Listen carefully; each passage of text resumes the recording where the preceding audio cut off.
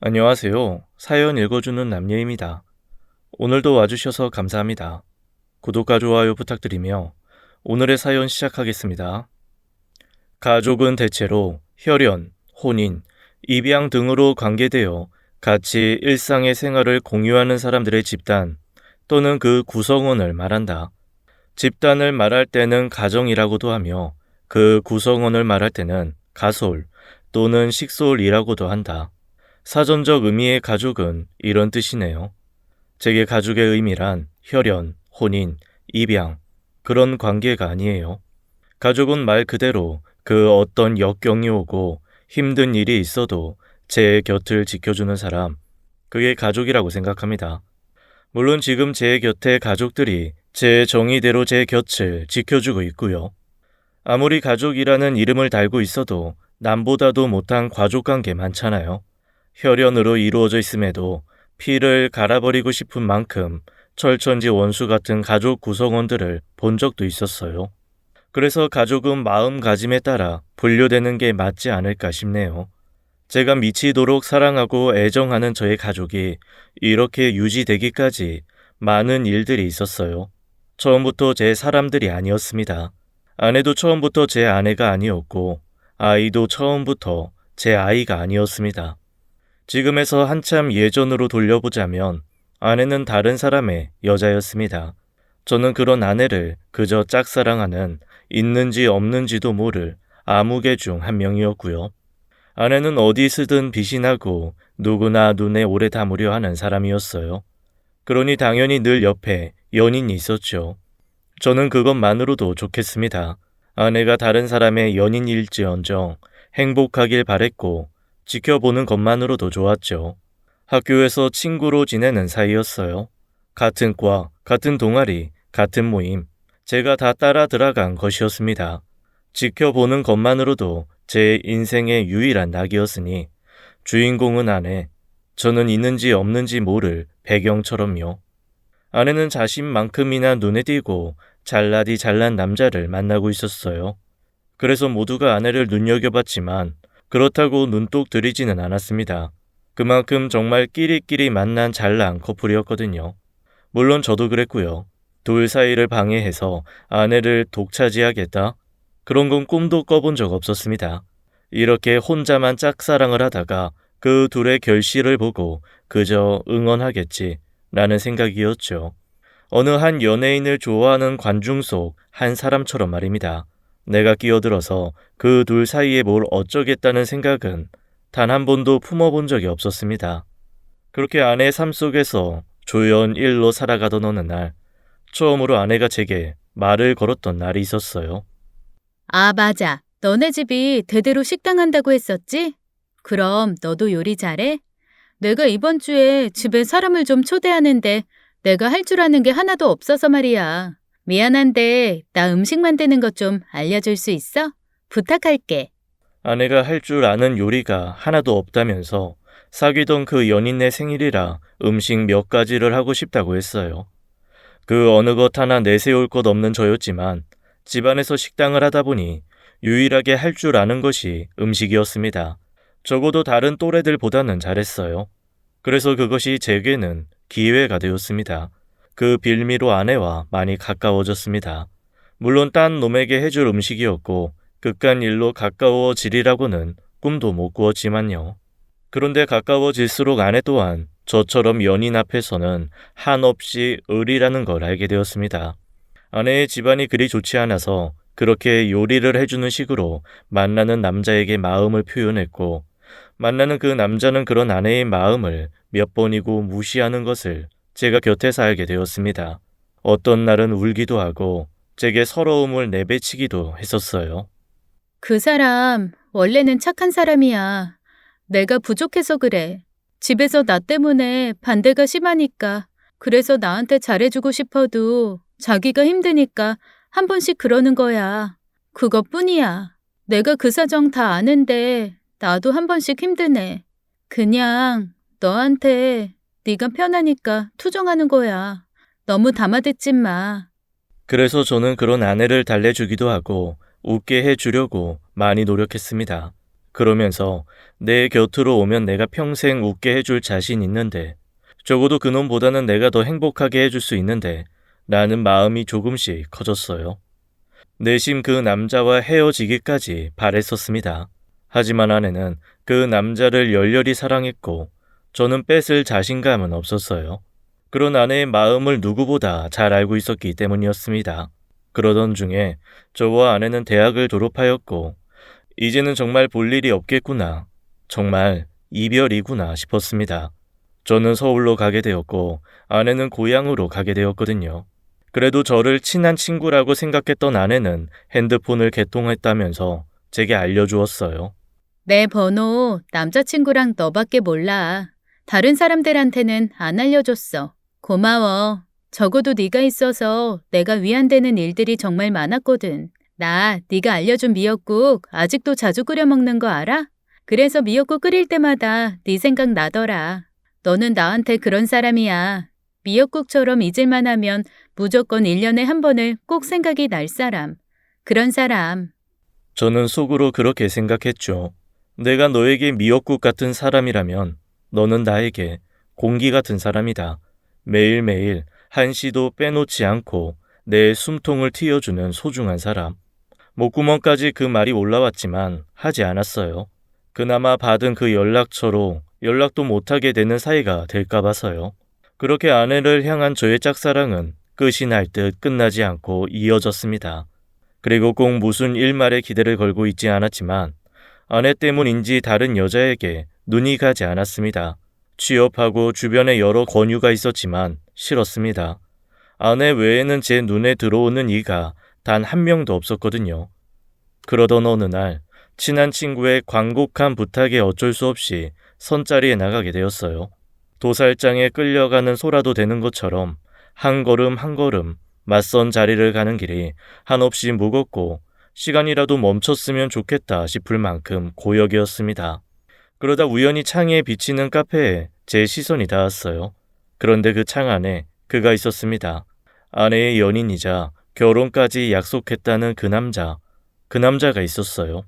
당연히 옆에는 아내일까 하고 저도 모르게 시선을 들었어요. 하지만 그 남자의 옆에는 아내가 아닌 다른 여자가 있었고 그 남자와 그 옆의 여자는 입을 맞추고 있었습니다. 그 모습을 보는데 이상하게도 분노하는 게 아니라 제 심장이 마구 뛰었습니다. 꼭 열망이라는 것이 이루어지기 직전의 상황처럼 심장이 뛰었어요. 가능성이 하나도 없던 아내와 내게 지금 내 눈앞에 보이는 저것이 변곡점이 될 수도 있겠다는 희망에 마구 심장이 요동쳤습니다. 그리고 전 선을 보러 가는 길을 포기하고 아내에게로 향했어요. 괜한 연락을 먼저 걸었습니다. 잘 지내지? 내가 이번 주말에 일이 있어서 너네 동네 쪽에 갈 것 같거든. 일 없으면 잠깐이라도 볼래? 네가 저번에 서울에 유명하다고 말해줬던 빵집, 거기서 빵 좀 사다 줄게. 역 근처에 있는 곳이라 어차피 가는 길에 사가면 되거든. 아니야, 빵은 됐어. 나 그 빵 못 먹어. 그냥 와, 사오지 말고. 오랜만에 얼굴 보고 이야기하자. 오면 내가 밥 사줄게. 안 그래도 어제 우리 엄마 생신이라 미역국 먹는데 네 생각이 막 났어. 이렇게 보려고 생각났나 보다.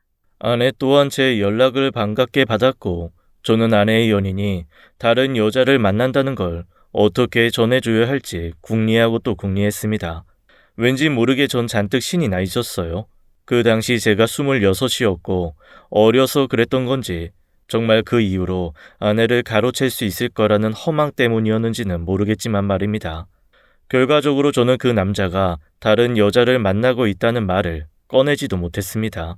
아내를 만나고 오랜만에 이런저런 이야기를 나누고 있는데 아 맞다. 너 빵 엄청 좋아하잖아. 빵순이가 웬일로 빵 필요 없대? 다이어트 하느라고 그래? 그 형한테 예쁘게 보이려고? 네가 뺄 살이 어디 있다고 참. 아닌가? 그러고 보니 너 얼굴이 헬스카네. 입맛이 없어져서 그런 건가? 그게 나 아이 가졌어. 그 사람 아이야. 나도 몰랐는데 뭐만 먹었다 하면 하도 토해서 병원에 가보니까 임신이래. 아이가 빨리 생길 줄은 몰랐고 조금 당황스럽긴 한데 어차피 나 그 사람이랑 결혼할 거니까 그 사람 자리도 잡았다고 집에도 말한다고 하니까 좀 서둘러야지. 축하해 줄 거지? 나 대학 친구 여태 연락하는 사람 너뿐이거든. 다른 사람은 몰라도 넌 꼭 와야 돼.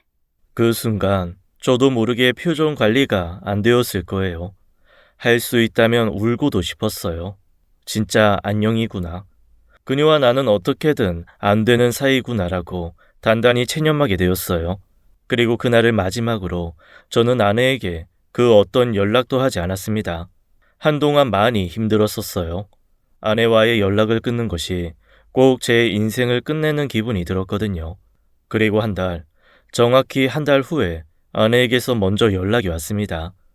울고 있었고 제게 와달라고 했어요. 많이 괴롭고 힘들다고 말이에요. 그 순간 모든 걸 다 끝냈다고 생각했던 저는 아무것도 생각하지 않고 바로 아내에게 갔습니다. 아내는 눈에 핏줄이 터지도록 울고 있었고 절 보자마자 더 크게 울었습니다. 한참을 달래주다가 입을 열었어요. 아내가 만나오던 결혼까지 약속했던 그 남자가 다른 여자가 있다면서 이별을 통보했다고요. 아이가 있다는 걸 알리기도 전에 아내에게 이별을 말했다고 했습니다. 그래서 매달리려고도 했지만 너무 싸늘하게 대하는 그 남자의 태도에 아무것도 할 수 없었다고 했습니다. 그 여자 많이 사랑한대. 그래서 같이 유학도 갈 거래. 그런데 나는 같이 못 가니까 우리 엄마 아프고 형편도 안 좋고 그래서 내가 자기한테 빌붙을 것 같아서 싫대. 자기도 수준 맞는 사람이랑 부모 반대 없이 만나고 싶대. 나랑 사귀는 내내 족쇄 같았대. 내 가난이, 내 부족함이 내내 짐스러웠대. 그런 사람을 내가 어떻게 잡아. 족쇄면서 짐인 내가 무슨 재주로 그런 사람을 잡아. 나 이제 다 끝났어. 아무것도 없어. 아무것도 할 수가 없어. 그 순간 저는 이 모든 상황과 순간이 제게 기회 같았습니다. 친구 대신 선을 보러 가던 그날처럼 심장이 막 뛰었어요. 그리고 상황 판단도 빠르지 않던 제 머리가 막 톱니바퀴를 굴려댔습니다. 생각도 거치지 않고 저도 모르게 말이 막 두서없이 나왔던 것 같아요. 왜 끝이야? 안 끝났어. 나랑 다시 시작하면 돼. 나 너한테 친구였던 적 한 번도 없어. 너는 아니겠지만 나는 내내 아니었어. 처음 만났을 때부터 지금까지 너는 나한테 사랑하는 사람이었고 내가 계속 좋아하는 사람이었어. 그러니까 너만 괜찮다면 이제 나랑 시작해. 내가 네 뱃속의 아이 그리고 너. 그래서 우리 다 책임질게. 나 같이 가는 걸로 할게. 그러니까 이제는 나랑 함께하자. 아직 네 마음이 정리가 다 안 되어 있어도 괜찮아. 내가 괜찮으니까 괜찮아. 나랑 결혼해. 그리고 네 뱃속의 아이는 지금 이 순간부터 내 아이야. 갑작스러운 제 고백에 아내는 도저히 그럴 수 없다고 재차 거절을 했습니다. 하지만 저는 계속 매달렸어요. 아내는 그 남자에게 매달리지 않고 놓아주었지만 저는 기회로 삼고 계속해서 매달렸습니다. 그래도 아내의 마음이 변함없어 보이자 설득을 했어요. 아내의 뱃속에 있는 그 남자의 아이가 내 아이인 걸로 평생 속이자고요. 다른 이들에게는 평생 모르게 그렇게 품고 가자고 했습니다. 그래도 아내는 변하지 않았어요. 하지만 배가 조금씩 불러오고 일상이 조금씩 꼬이기 시작하면서 각오를 하는 듯 했어요. 그래서 저는 질러버렸습니다. 저희 부모님께 먼저 내질러버렸어요. 제게 아이가 생겼다고 말입니다. 엄마, 나 아이가 생겼어. 내 여자친구가 내 아이를 가졌대. 그래서 나 결혼을 좀 서둘러야 할 것 같아. 이해해 줄 수 있지? 뭐? 너 이제 겨우 26인데 에? 여자친구 있다는 소리 한 번 없고 변변히 여자도 못 만나는 것 같더니 네가 여자? 게다가 만나는 여자가 있었고 그 여자가 애를 가져? 세상에 진짜 믿을 놈 하나 없다더니 내 새끼부터 못 믿겠네. 장난 아니고 진짜로 네 아이가 생겼다고? 오늘이 만우절이던가? 이놈이 헛소리를 자꾸 하네. 그만큼 저는 연애 한 번 제대로 한 적이 없었어요. 그래서 그 소식에 놀라움보다는 의심을 하시더라고요. 그래도 불도저처럼 밀어붙였고 아내는 제게 끌려오듯 조금씩 제 사람이 되고 있었어요. 아내는 죄책감으로 저는 원하는 걸 잃었다는 성취감으로 시작했습니다. 정말 행복했어요. 내 아이가 아닌들 상관없었습니다. 아내의 모든 연애사를 제가 관람객처럼 다 보았고 다 알고 있었잖아요. 당시에 아내가 어떤 마음이었는지 또 어떤 각오로 제 손을 잡았는지도 제가 다 봤잖아요. 다 들었잖아요. 그래서 부정적인 그 어떤 마음도 들지 않았습니다. 이미 아내에게 손을 내민 그 순간부터 저는 아내의 남편이었고 우리 아이였습니다. 거짓말을 했다는 게 마음에 걸리거나 하는 것도 하나도 없었습니다. 누군가를 속였다는 죄책감조차도 아내와 함께 한다는 기쁨에 다 가려졌습니다. 넘볼 수 없을 만큼 대단히도 보였던 아내의 그 남자는 아내를 보잘것없이 보았고 낮은 담처럼 여겼지만 저는 달랐고 저희 부모님 또한 달랐습니다. 아내를 온전히 그 모습 그대로 바라봐 주었고 복덩이라고 하셨어요. 장인 어른이 몸이 불편하고 아프셔도 집안이 좋지 않아도 신경 쓰지 않으셨습니다. 오히려 그런 아내를 대견해 하셨습니다.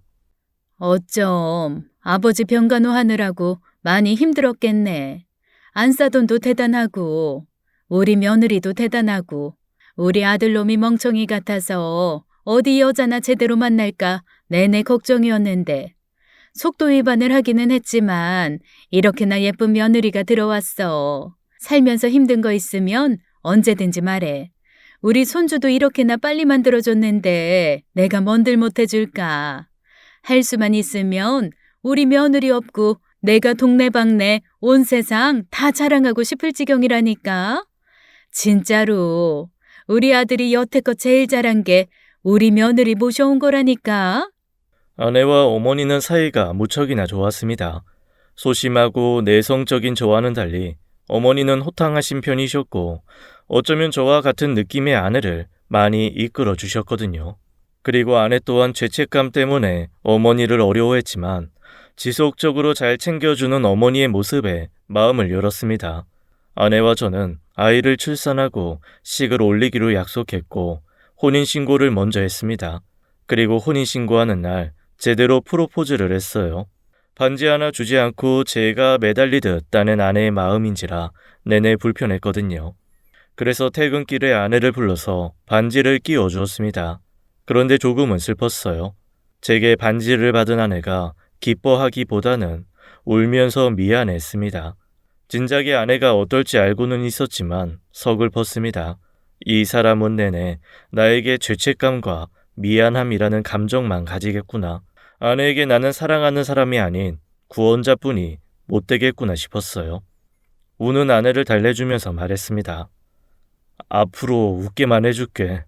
나한테 미안해하는 게 아니라 내가 보고 싶어지고 내가 궁금하고 나를 사랑할 수 있게 그렇게 할게 내가.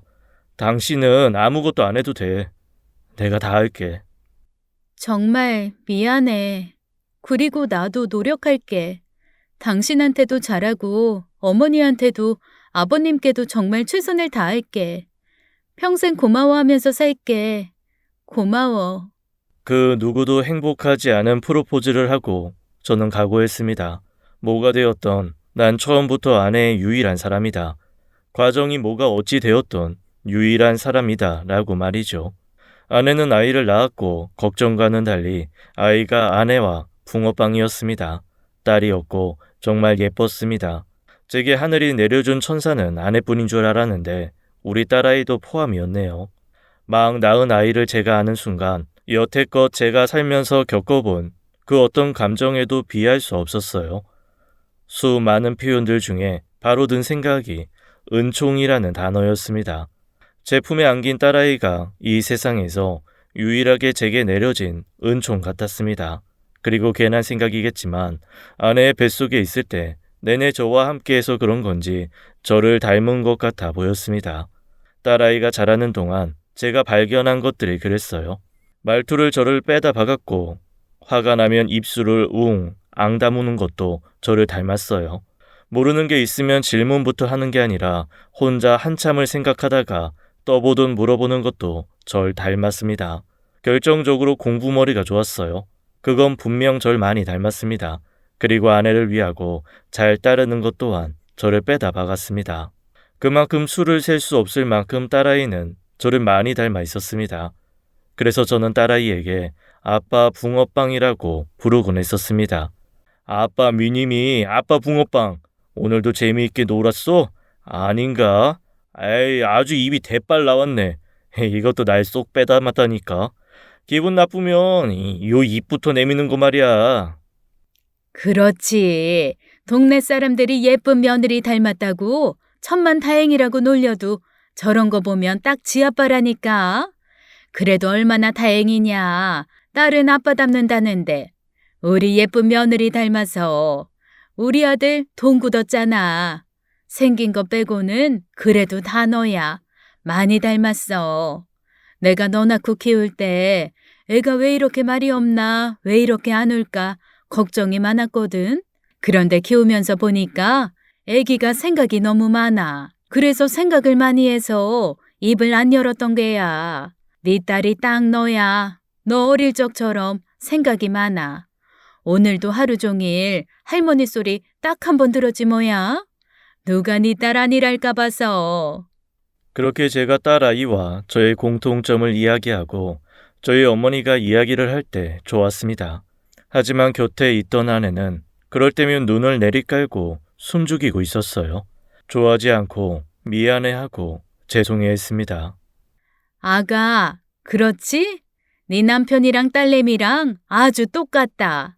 두고 봐라. 저 녀석이 어릴 때 얌전한 척은 다 하고는 사고 많이 쳤거든. 우리 손주도 잘 지켜봐야 돼. 저런 얌전한 애들이 사고를 자잘하게도 안 쳐요. 너네 속도 위반했을 때 내가 기가 차면서도 그럼 그렇지 했다니까. 어쩐지 여태 조용하더라 했다니까. 네, 아빠 바라기라서 조금씩 더 닮아가는 것 같기도 해요. 말투도 비슷하고 많이 비슷해요. 저는 딸아이가 이 사람 닮아가서 좋아요. 이 사람 너무 좋은 사람이잖아요. 착하고 불쌍한 사람 그냥 못 지나치고 뭐가 되었던 바르게 이끌어주는 사람이잖아요. 좋은 말이었지만 아내의 그 말은 제게 슬픔이었습니다. 이 사람은 아직도 내가 편하지 않구나. 아직도 나에 대한 감정은 고마움 뿐이구나. 그랬어요. 아내와 결혼하고 아이를 낳고 키우는 내내 아내는 제게 화도 내지 않았습니다. 제가 실수를 하거나 잘못을 해도 아무 말하지 않았습니다.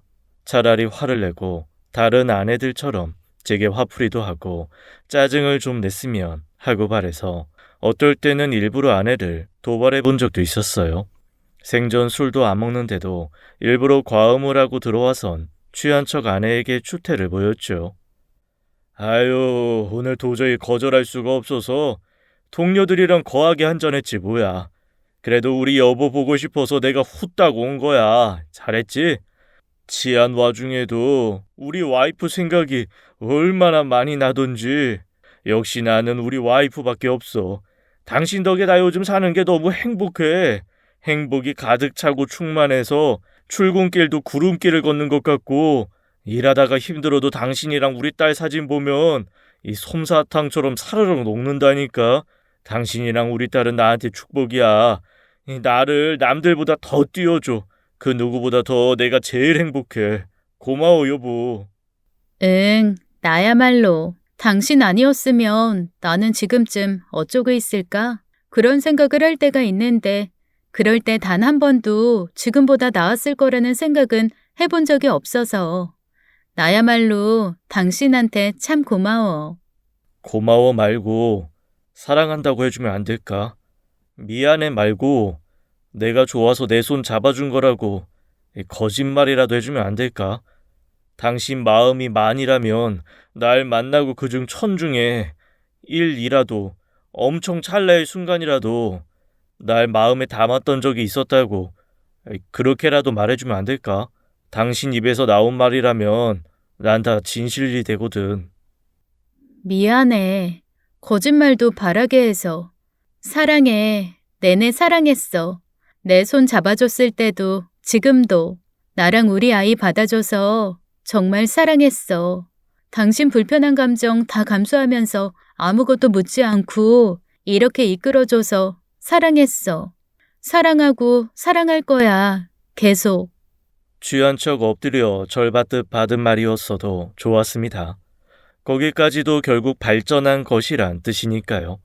첫째 딸아이가 중학생이 되었을 무렵 저와 아내는 둘째를 가졌습니다. 아들이었어요. 태아는 건강하다고 했고 아이가 생긴 걸 알고 난 그 다음에 봄에 출산 예정이었습니다. 너네가 하나만 낳고 끝이려나 했는데 그래도 둘째를 가졌네. 그래, 하나만 있으면 외로워. 제가 그랬잖아. 그렇게 말없고 조용한 놈이 껐득하면 한 번씩 동생 낳아달라고 그렇게 난리였어. 그게 어디 내 맘같이 되나. 내 팔자의 자식은 쟤 하나만 점지해 주셔서 애가 잘 안 들어섰었어. 저 자식이 지 소원을 자기 대에서 푸는구먼. 그래, 어찌됐던 나는 너무 좋다. 예쁜 손주가 둘씩이나 생겨서는 나이차가 크기는 해도 나중에 자라면 좋아. 덜 싸우고 마지가 누나라 둘째가 의지도 잘 되고 좋지 좋아. 특히나 저희 어머니께서 제일 좋아하셨습니다. 형제는 많을수록 좋은 거라면서요. 그리고 중학생이 된 딸아이도 뜰 듯이 기뻐했어요.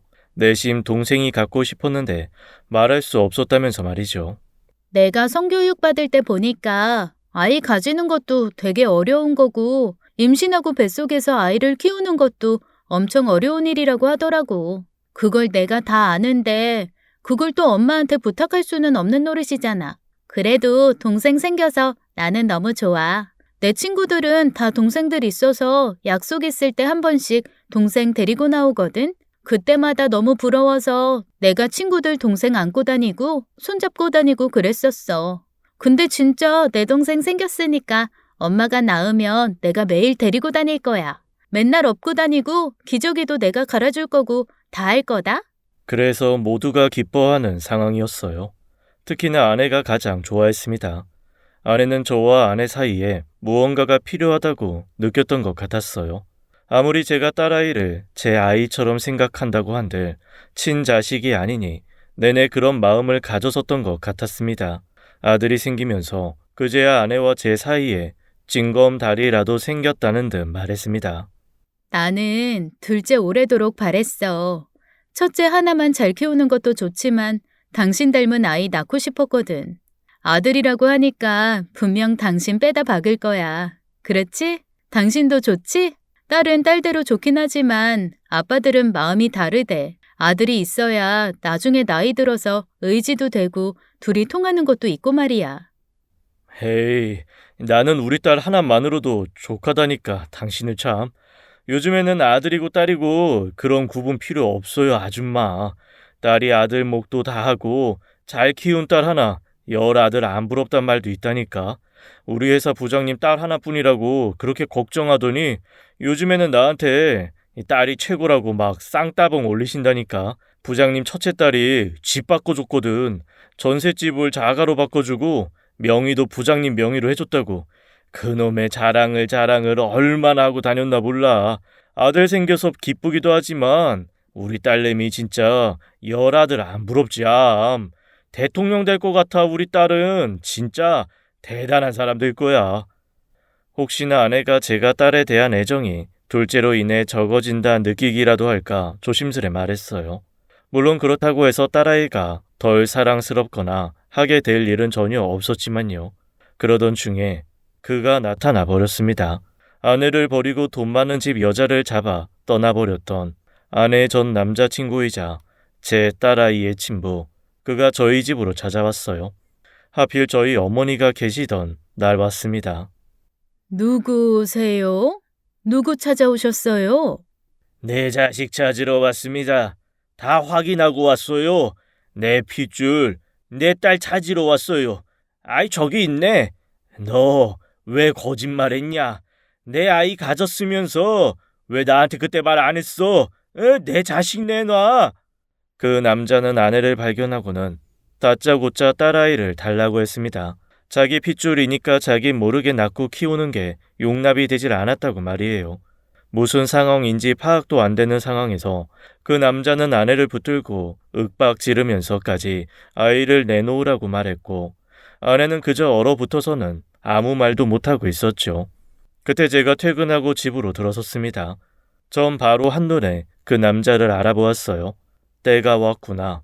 결국엔 터질 게 터졌구나 싶었죠.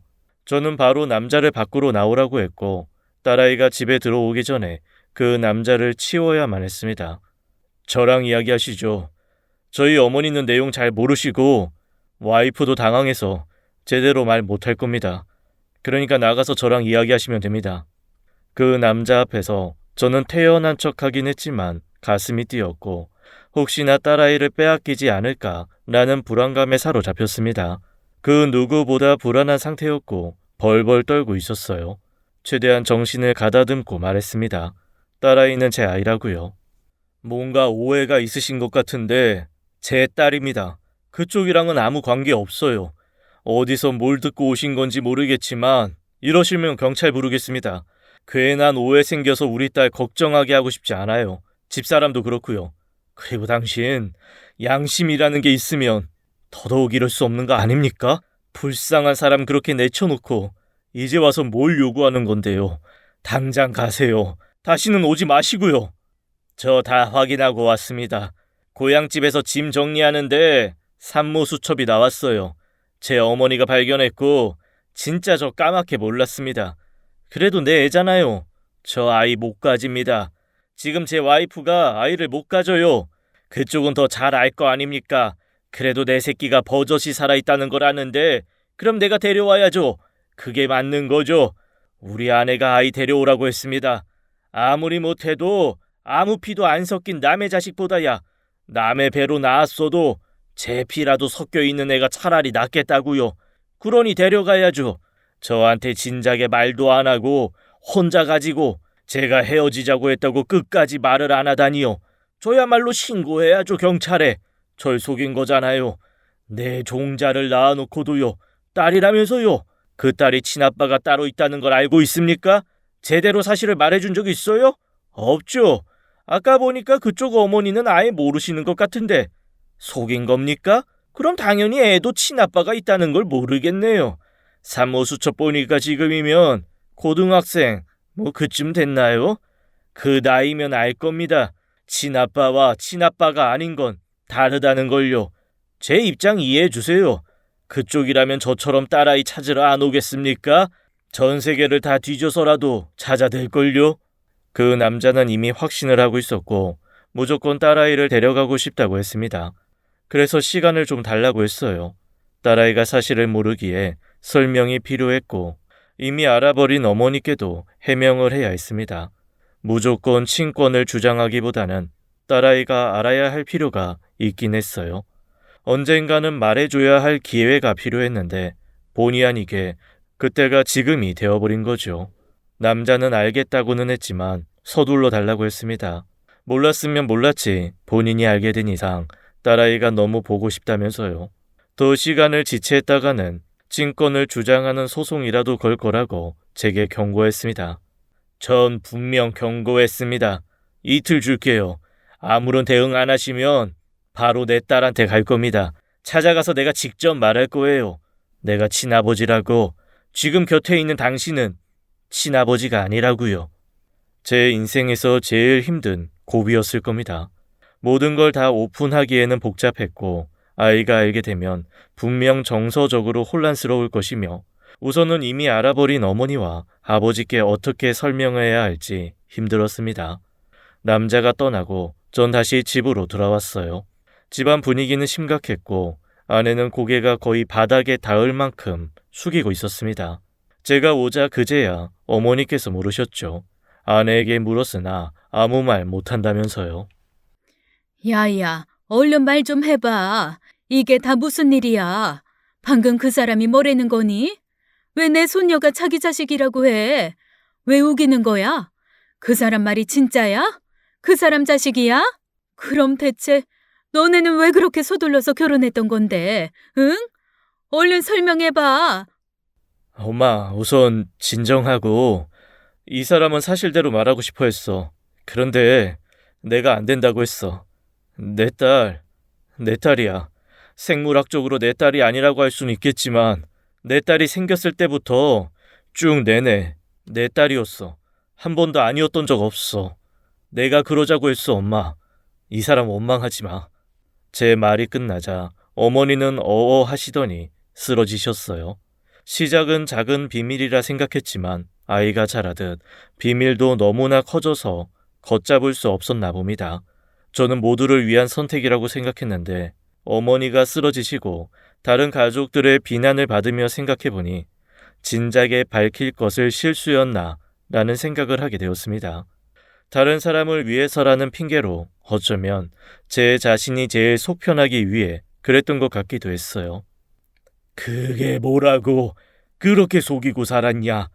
이제 와서 친자식이고 아니고가 뭐가 중요하다마는 네가 잘못한 거다. 차라리 속이지 말고 설득을 했었어야지. 사실대로 말을 하고 설득하는 과정을 거쳤으면 이런 일이 없지 않았겠냐. 네 입장에서는 감추는 게 미덕이라고 생각했겠지만 아니야. 미련하고 이기적인 거다. 우린 둘째치고 우리 손주 네 딸한테는 어떻게 설명할 거야. 이제 고등학생인데 한참 예민할 때 여태 친아버지인 줄 알았던 네가 친부가 아니라는 걸 알면 그의 충격을 어떻게 할 거냔 말이야. 그저 시간만 질질 끌고 아무런 해결도 못하던 찰나에 그 남자는 결국 친권을 주장하는 소송을 걸었습니다. 아내가 작정하고 속여서 아이를 빼돌렸다고 주장하더군요. 아이가 있었다는 사실을 알았다면 헤어지지 않았을 거라는 말도 안 되는 말을 하면서요. 그리고 그 사이에 그 남자는 딸아이 학교로 찾아가 아이를 만나고야 말았습니다. 제가 설명을 하기도 전에 말이에요. 학교에서 막 집으로 돌아온 딸아이가 제게 말했습니다. 어떤 남자가 자신을 찾아와서 친아버지라며 말을 걸었다고 말이죠. 그러면서 제가 친아버지가 아닌 딸아이를 훔쳐간 사기꾼이라고 말입니다. 저는 너무 놀라서 아무 말도 못하고 있는데 그때 딸아이가 말하길 정말이야? 아빠가 날 뺏어가서 내 친아빠가 나랑 헤어진 거야? 엄마랑 아빠가 작정하고 속여서 내가 친아빠를 모르고 산 게 진짜야? 아니야, 그게 다 무슨 말이야. 그거야말로 다 거짓말이야. 아빠는 우리 딸을 뺏은 적이 없어. 뺏은 게 아니라 네가 생겼을 때부터 진작부터 넌 내 딸이었어. 굳이 구분을 하자면 내가 친아빠가 아닌 건 맞는데 난 네 아빠 아니었던 적 단 한순간도 없어. 오히려 그 남자가 내내 네 아빠가 아니었잖아. 그건 네가 제일 잘 알고 있잖아. 그렇지? 어른들 문제니까 잘 정리해서 해결할 거야. 그러니까 걱정하지 마. 다만 미리 말 못해줘서 미안해. 아빠는 네가 내 딸이 아니라는 생각을 해본 적이 없어서 그래서 그랬어. 그런데 딸아이는 울거나 놀라거나 화를 내기보다는 차분했습니다. 오히려 저보다도 더 덤덤했어요. 그리고는 제 말 끝에 바로 말을 이어나갔습니다. 나 알고 있었어. 초등학생 때 엄마랑 아빠랑 이야기하는 거 들은 적 있어. 그런데 할머니랑 할아버지는 모르시는 것 같더라고. 그때는 많이 슬펐는데 엄마랑 아빠가 그렇게 둘이만 꽁꽁 감추는 것 같아서 그래서 사실 좋았어. 계속 그렇게 감춰줬으면 했어. 아무도 모르게. 그런데 회방꾼이 나타난 거지? 그 아저씨가 괜히 나타나서 엄마랑 아빠 힘들게 하는 거지? 난 다 알아. 아빠가 어떤 사람인지 내가 제일 잘 알아. 아빠는 누굴 망쳐놓고 뺏고 그런 사람 아니야. 할머니가 그랬어. 내가 아빠를 많이 닮아서 천성이 유순하고 다투는 거 싫어하고 남의 맘에 상처 주는 거 무서워한다고. 아주 똑 닮았다고 했어. 그러니까 아빠가 잘못한 건 하나도 없어. 없을 거야. 난 아빠 믿어. 그리고 엄마한테도 실망하지 않았어. 여태까지는 엄마랑 아빠 둘이 한 팀이었을지 몰라도 이제는 아니야. 나까지 3명이야. 알겠지? 저는 딸아이의 말에 처음으로 눈물이 났습니다. 딸아이 말대로 저는 급격하게 감정이 변화되는 상황을 만드는 것도 싫어하고 제가 상처받고 힘든 것도 싫지만 다른 사람을 그렇게 만드는 것도 싫어합니다. 그래서 살면서 크게 울어본 기억이 없어요. 절 울게 할 수 있는 건 아내뿐이었는데 딸아이도 절 단번에 무장해체 시켰습니다. 저도 모르게 그간 비밀을 감춰왔던 긴장이 풀렸는지 펑펑 울었습니다. 딸아이가 그런 저를 안아주고 눈물을 닦아주었어요. 꼭 그간의 모든 근심이 다 씻겨 내려가고 보상받는 기분이 들었습니다. 충격을 받아 쓰러지셨던 어머니가 깨어나셨고 일어나셨다는 연락에 아내와 저는 급히 본가로 달려갔습니다. 그런데 깨어나신 어머니는 아내를 보자마자 옆에 있던 휴지 박스를 내던지셨어요. 보고 싶지 않다고, 속이고 거짓말하는 며느리인 줄 알았다면 진작부터 받아주지 않았을 거라며 일부러 더 차갑게 말씀하셨습니다. 그러자 아내는 아무 말도 하지 않고 자리를 비켜주었어요. 여태까지 아내는 단 한 번도 뻔뻔하게 우리 가족들 앞에서 당당한 적이 없었습니다. 늘 죄인처럼 살았고 계속해서 긴장한 채로 가족들을 마주했기에 저는 그 모습조차도 가슴이 아팠습니다. 하지만 그렇다고 해서 어머니께 뭐라 말씀드릴 수도 없었죠. 저로 인해 저의 잘못된 판단으로 인해 제가 사랑하는 모든 사람들이 슬퍼져 가슴이 아팠습니다. 엄마, 미안해. 내가 입이 10개라도 할 말이 없어. 그래도 저 사람은 미워하지 마. 한 번도 마음 편히 산 적 없는 사람이야. 그래서 엄마한테 더 잘하고 우리 가족들 모두에게 헌신했어. 내내 헌신해왔어. 그거 엄마가 제일 잘 알고 있잖아. 안 그래도 내내 이상했어. 처음에는 내가 시어미니까 조심스러운 걸 거라고 생각했는데 아무리 좁히려고 해도 사이가 좁아지질 않아서 내가 문제인가? 몇 번이고 난 제가 저리 기죽어 있는 걸 다 내 탓으로 돌리면서 살았다. 너는 제가 속 편할 일 없이 불쌍하게 살았다고 하지만 나도 만만치 않어. 그저 며느리 웃는 거 한번 보겠다고 매일매일 재 보면서 전전긍긍했어. 혹시나 시어미 시집살이라고 생각할까 봐 별거 아닌 행동도 10번이고 20번이고 곱씹고 고치고 다시 생각하면서 그랬어. 그런데 이게 다 뭐니? 내 잘못이 아니라 제가 감추는 게 있어서 여태 그렇게 살았다잖아. 그럼 내가 뭐가 되니? 내 마음이 어떻겠느냐 말이야. 바른 대로 말해봐. 너 쟤한테 속은 거야? 다른 남자애 가졌다고 너한테는 순순히 말했던 거야? 아니면 너도 네 앤 줄 속았던 건 아니야? 얼른 말해. 더 속일 생각 말고. 아니야, 엄마. 나 진작부터 알고 있었고 집사람은 싫다고 했어. 근데 내가 집사람을 정말 좋아했어. 다른 아이를 가진 사람이어도 내가 다 품어주고 같이 하고 싶을 만큼. 그러니까 엄마, 날 봐서라도 우리 딸, 내 딸 봐서라도 좀 봐줘. 저 사람 좀 좋게 봐줘. 다 내 의지였고 내 고집이었어. 저 사람은 끝까지 싫다고 했었어. 그리고 다른 남자 자식이어도 여태 내가 정말 내 새끼처럼 키웠으니 내 자식인 거야. 엄마도 그래. 엄마는 내 딸이 엄마 손주가 아니라고 말할 수 있어? 모든 사실을 알게 된 지금 상황이어도 아니라고 할 수 있어? 뭐가 어찌 되었든 이제 어쩔 거야. 어? 애 아빠가 당연히 자기 자식 달라고 하지. 애 뺏기면 어쩔 거냐고 이 녀석아. 걱정 마. 그 사람이 하는 말 다 거짓말이야. 진작에 집사람이랑 우리 딸이랑 대차게 버린 사람이라고. 단 한순간도 그 사람 딸이었던 적 없어. 딸인 것도 모르고 살았을 거야. 소송으로 겁주려나 본데 친권 주장은 어림도 없지. 친권의 뜻도 제대로 모르는 모양이야. 변호사도 알아봤는데 무조건 우리가 승소한다고 했어. 미쳤다고 내 자식 두 눈 뜨고 뺏기겠어? 다 잘 될 거야. 엄마 마음부터 풀어줘. 집사람 좋게 봐줘. 원래대로 그대로 봐줘. 달라질 건 하나도 없어. 여태 살아온 대로 그대로 살면 되는 거야. 아무것도 뺏기지 않고 말이지. 그러니까 엄마랑 아버지만 그 사람 잘 봐주면 돼. 선입견 갖지 말고 온전히 그대로. 어머니께서는 사실을 알게 된 이상 아내를 마주하고 싶지 않다고 하셨어요. 그래서 저는 어머니에게 강요와 설득을 하기보다는 나름 생각하실 시간을 드렸죠. 제 어머니이기에 끝까지 매정하시진 않을 것이라는 확신이 있었거든요. 조금만 더 기다리면 이전으로 돌아갈 수 있을 거라고 희망을 가졌습니다. 하지만 아내는 저의 생각과는 달리 희망보다는 절망의 시간을 가지고 있었습니다. 그 남자가 찾아온 이후로 아내는 아무것도 먹지 않았고 자신을 바닥까지 끌어내리고 있었습니다. 그동안 저는 다른 가족들을 신경 쓰느라 오히려 아내를 보지 못했어요. 결국에 아내는 둘째를 잃고 말았습니다. 유산되었어요. 아내는 더욱더 아래로 끌어내리고 있었습니다. 이 모든 게 결국에는 다 나 때문이야.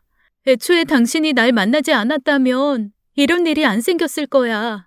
착하고 좋으신 어머니도 가슴 아프실 일 없으셨을 거고, 아버님도, 그리고 무엇보다 순수하고 아플 일 없던 당신까지도 결국 내가 다 망친 거야. 그 남자 내가 제일 잘 알아. 다 망칠 거야. 끝까지 아이 달라고 할 거고 집요한 사람이야. 자기 아쉬울 짓?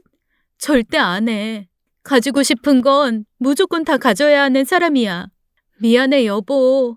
내가 정말 입이 10개라도 할 말이 없어. 지금이라도 당신이 내가 사라져 주길 원하면 그렇게 할게. 내일 당장이라도 그럴 수 있어. 이 집안에서 나만 빠져주면 될 것 같아.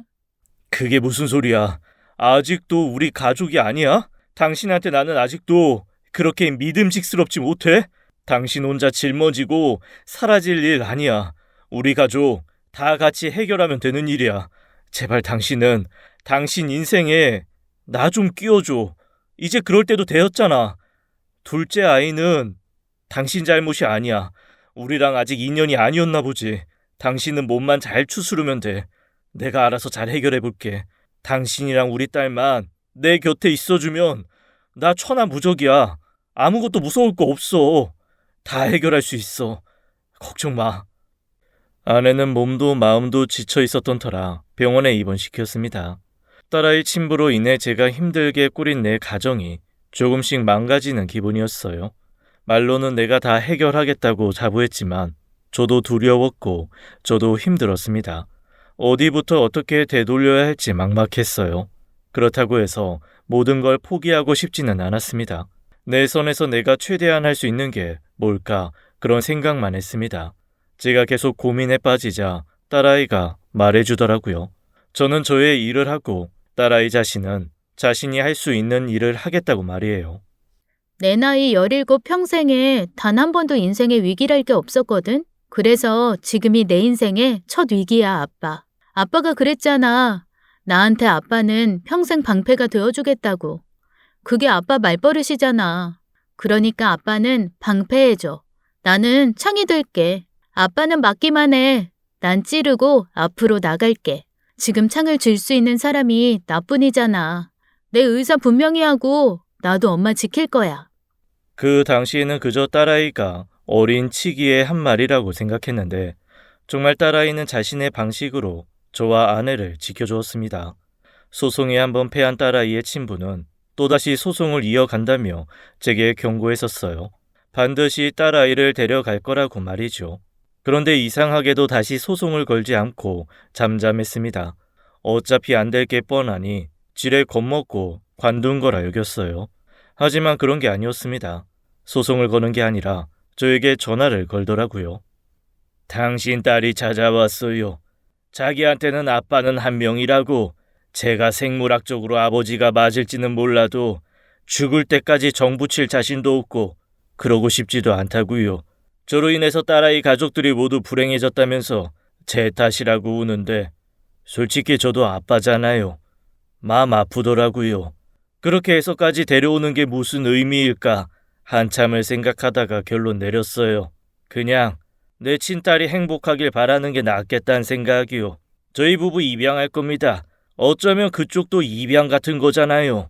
친자식 아닌데 친자식보다도 더 귀하게 키우고 있으니 말이에요. 더는 연락도 하지 않겠다고 약속했습니다. 그리고 딸아이 잘 키워주셔서 감사합니다. 저라면 어땠을까 생각해봤는데 저라면 그렇게까지 키우진 못했을 것 같아요. 그리고 애엄마 배신한 것도 맞고 제가 먼저 버린 것도 맞고요. 그럼 잘 사세요. 저는 더는 안 가겠습니다.